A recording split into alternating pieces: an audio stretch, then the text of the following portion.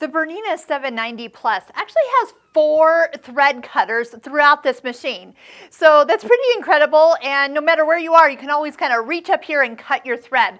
So there is one underneath the bobbin winder. So when you're done, usually what I'll do is lift up my bobbin that is full, bring it towards me, and use the cutter that's underneath. Next, we have the most commonly known thread cutter, the little pair of scissors on the front of the machine, which not only cuts but lifts the presser foot as you pull your fabric out.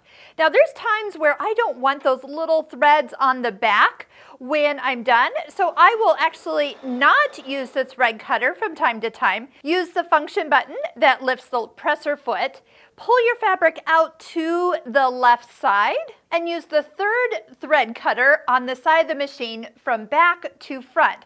Now this is nice because when you do cut your threads, they are kind of held up and out of the way, so when you go to start again, they're just right where they should be. And the last one is down in the bobbin area.